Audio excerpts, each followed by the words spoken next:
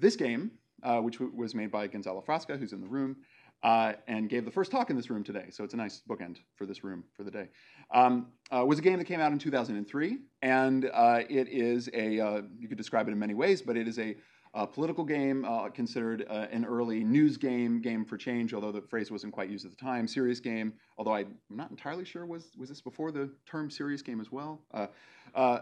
Yes, I'm hearing? Okay, so anyway, what we would now consider under the umbrella of all this, it was a very early example of it, and it kind of came out at the height of the kind of political rhetoric, both left and right, on the war, the so-called war on terror.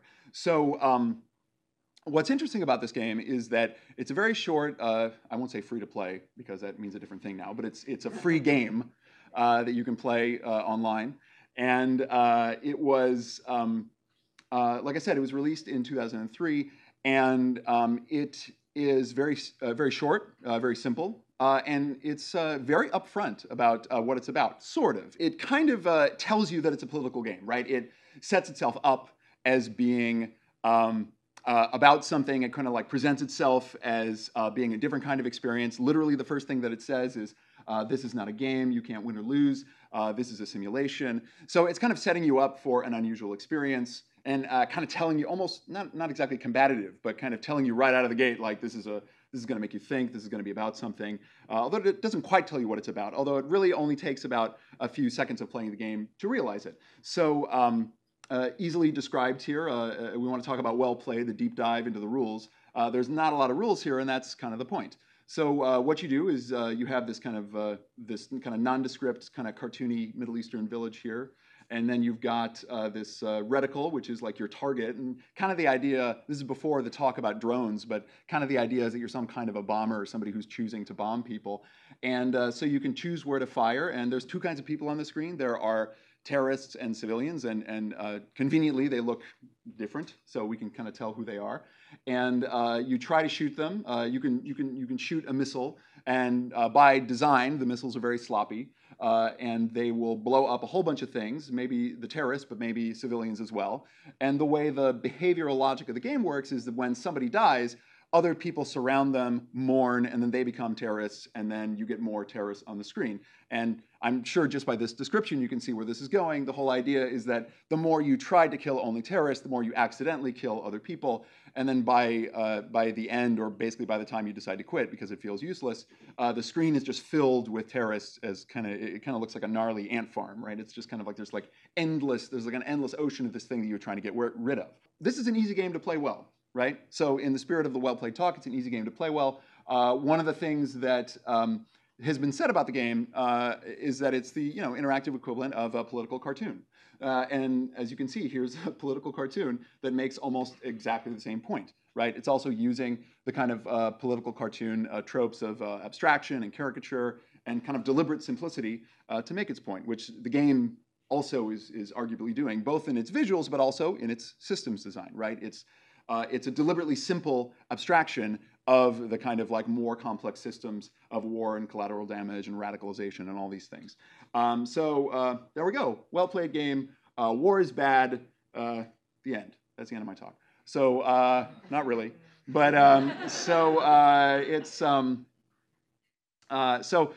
mean, the joke is that I could end the talk here because this would kind of, in some ways, this might normally be where you would end a well-played talk. But what I really want to do is I want to talk about what this game might mean to us today, and looking back on the legacy of this game and the kind of conversations, not that it necessarily just started about what war means, what the kind of cost of war is, but also what it means to make a systems-based argument in a video game.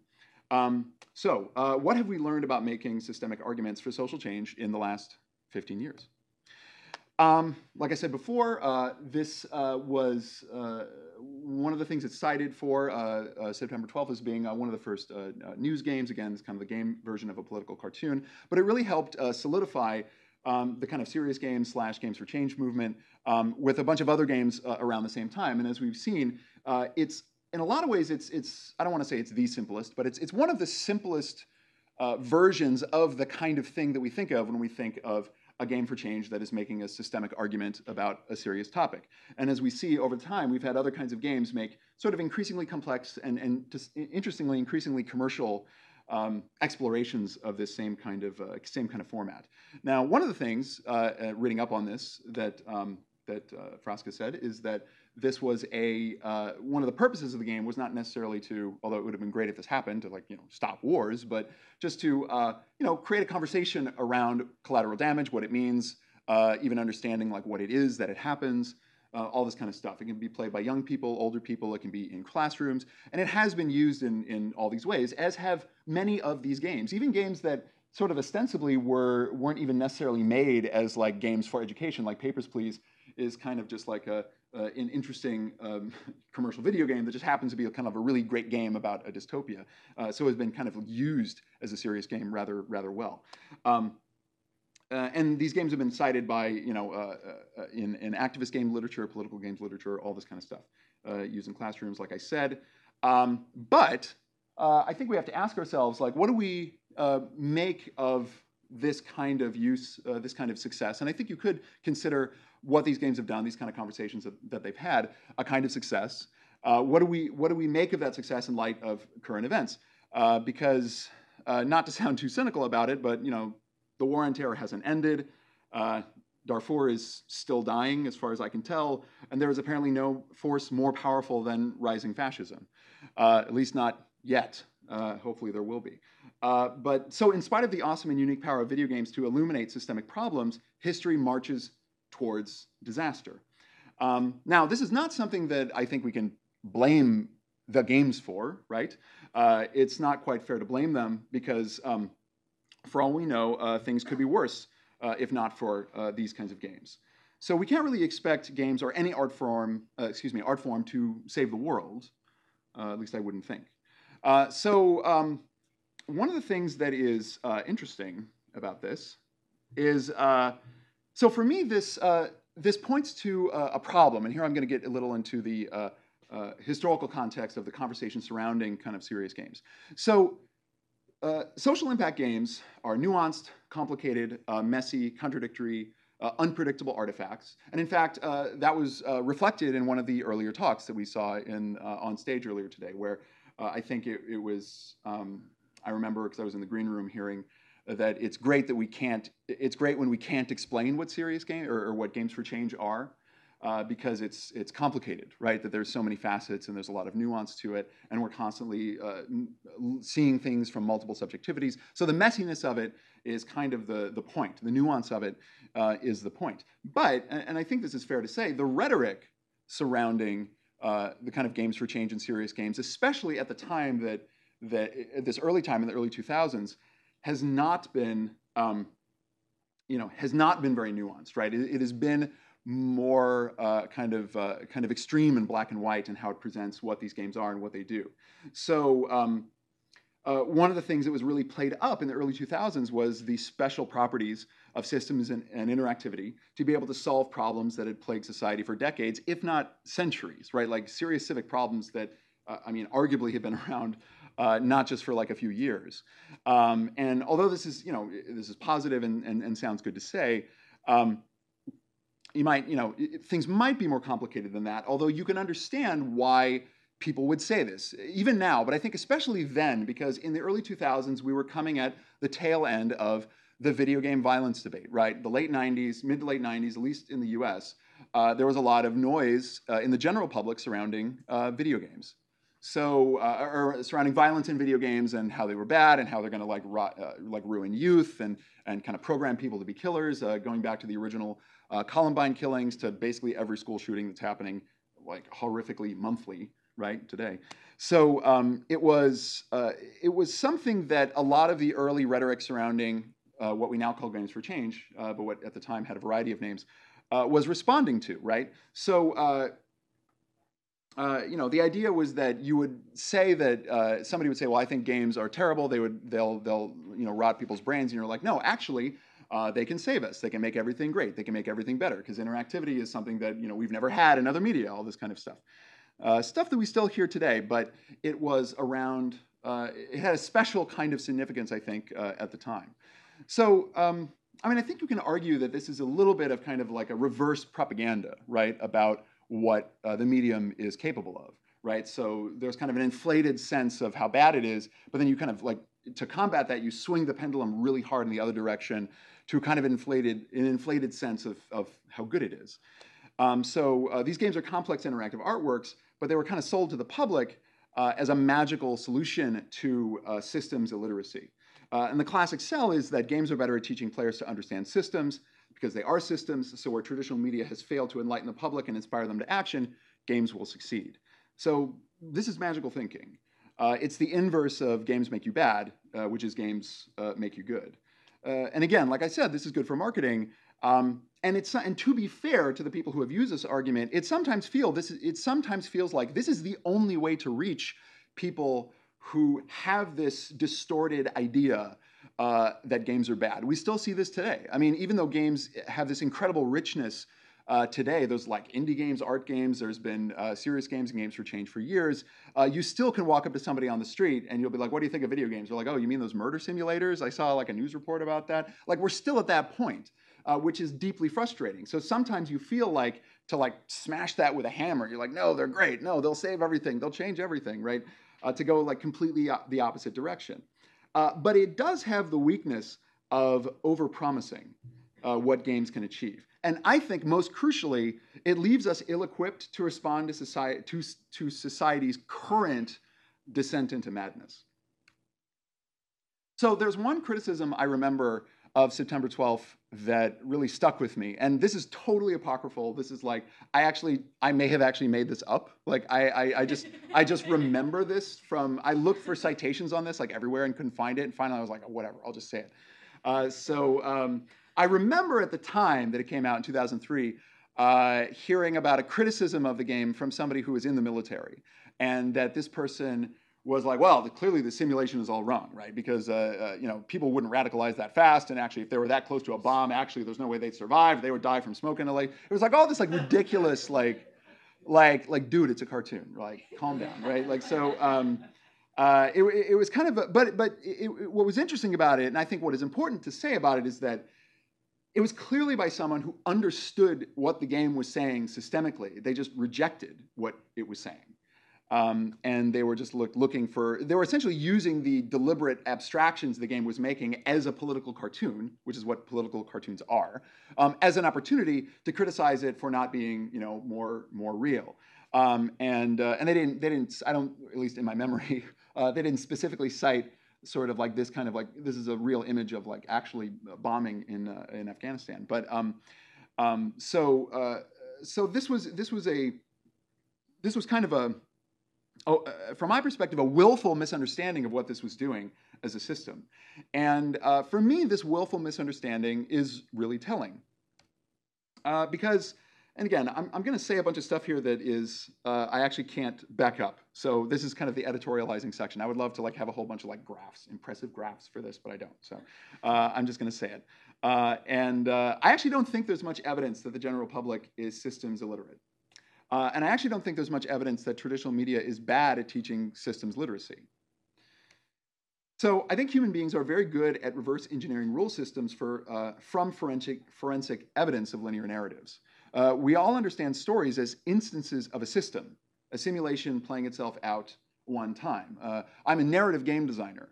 And for years, I've taught this workshop that is all about systems design in stories. And one of the things I like to do is take that traditional thing, that traditional criticism that's been levied at narrative game designers, which is that narratives are linear, they're not really games, and saying and like accusing narrative people of saying everything's a story, so therefore games are a story. And for me, everything is a system, and stories are just a way that we understand systems. And if you ask any writer, any really good writer, I think they will actually agree with this.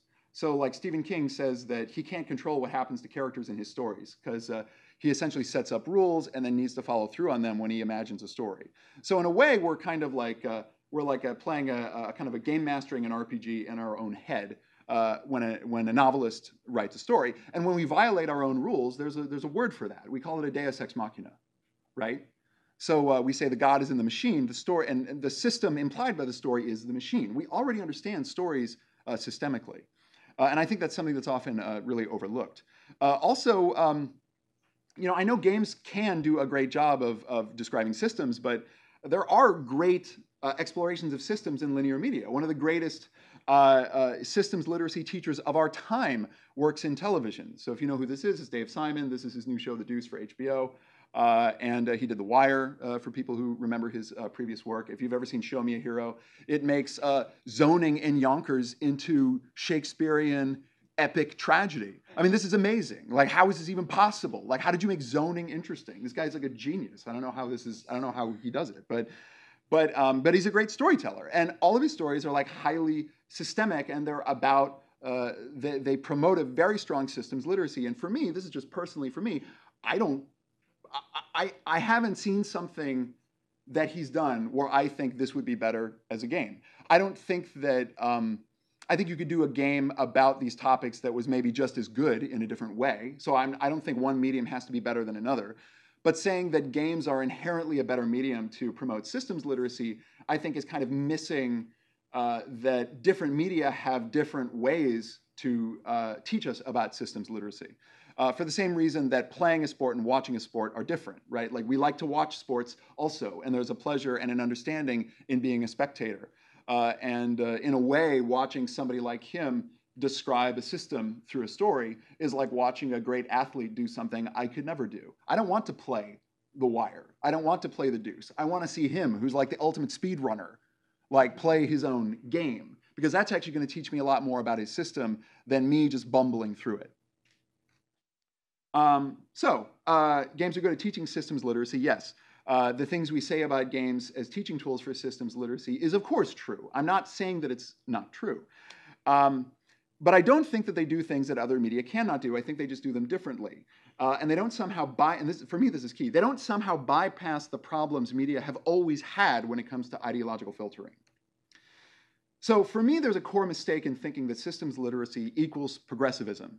There's an assumption buried in systems literacy rhetoric, which is that if only we understood, we would be able to do X, Y, and Z. If only we understood how gerrymandering works, we'd be able to do blah, blah, blah. If only we understood how the government works, we'd be able to do this. If only we understood how wars work, we would be able to solve all these problems.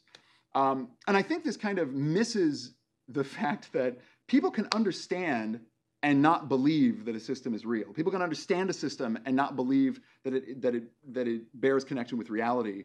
They can also believe and they can also understand and believe and not care, right? You can have somebody who completely understands a system, understands it deeply inside and out, and just doesn't give a shit that it hurts people. You can have a racist play a game about the transatlantic slave trade and just be like, that's awesome. And it'd be like an accurate simulation of this thing. So the idea that if only we showed people the truth in a simulation, that would somehow push them towards something that's not fascism, I don't think is true. You can be systems literate and fascist. So again, I think we're a highly systems literate society, and we were before games. We comprehend systemic models that we don't agree with all the time. I think there's a double-edged sword to systems literacy. There are always so many variables that it's easy to find subjectivity in them. And subjectivity, inserting our own subjectivity in them is how we dismiss them. So simulating a social system like poverty or terrorist radicalization isn't like modeling something more scientific like weather or gravity. Every subjective choice we make, every necessary artistic abstraction is an opportunity for somebody to reject the model. And to be clear, like, this is not a flaw. This is just the nature of subjectivity. For me, the problem, I mean, the reason this gets like particularly horrible now at this point in history is that our available options for choosing what we want to believe are now so incredibly massive that facts simply don't matter because we can filter them out. We can replace them with any facts that we want. And typically, we choose to believe what we want to believe, and we choose to believe what doesn't require us to upend our lives. So this is actually, for me, and again, this is purely just personal, anecdotal, I think that for me, this is the core of why it's hard to change people's minds, is because our beliefs are tied to an immediacy of our particular way of living in community that would require us to abandon those things in order to change our beliefs. So I want to end with an anecdote, which is my dad bought a gun recently. So my dad is a Christian fundamentalist conservative. In the 80s, he was a big Reagan guy, and but he was never anti-immigration. He never complained about like the fake science around global warming. It wasn't called climate change at the time, but he was because he was a fundamentalist Christian. His only real issues were like being anti-gay and anti-abortion. But all this other stuff about like the stuff that's kind of like been put into the Republican sort of talking points in recent years was not part of what he believed. So, for example, like he would say he thinks gay people shouldn't be allowed to get married, but he also loved FDR, right? Like he thought the New Deal was great. And I asked him about this a few years ago, and he's like, "Oh, maybe it's not so great." And I'm like, "When did this happen, right? If you like, I know the person who doesn't, who like I don't agree with it, but like if you were telling me that you think gays shouldn't be married, like I would understand that it's you. But now there's this other person inside your head. Where is this person coming from? Why is this a package deal, right? Can't you just be a fundamentalist Christian and not a kind of pro-capitalist fundamentalist Christian? Anyway, I don't know. But so this is, but this kind of stuff. And if you talk to him and people like him, you begin to see that we've made ideology. We've woven ideology that is decades and centuries old into the fabric of people's sense of community and identity. And of course, this has been done on purpose by people in power who benefit from it, of course. But we've made it so you cannot change your beliefs without abandoning your community, your family, or your life, right? So with so many facts available to us, so many media streams and potential truths available to us, if I'm thinking I can choose to believe this or choose to believe that, and one of these things requires me to get divorced and never see my friends again, and the other thing doesn't, people are always going to choose the second thing. Now, I don't think that's right, but I'm also not surprised that people do it. And for me, this is a bigger problem than games. This is a problem that's much bigger than games. So to close up, systems literacy is important. I don't want to give the impression when I say that we're a systems literate society, I mean that we are more than we think we are, right? We can always be better, and it is hard. But it is an important thing. Games are great for teaching it. I'm not saying they're not. I'm just saying that the way they teach it is not magical. So games are still very good for it, but I think we need to take games off their pedestal and understand them as subject to the normal ecosystems of media and ideology that any other media or art form is subject to. So again, to take it back, the conversations that have been promoted by games like September 12th and the kind of games that it inspired are great. They help. This is important stuff. But they are only as important as other media, and you don't get more important than that. Thank you.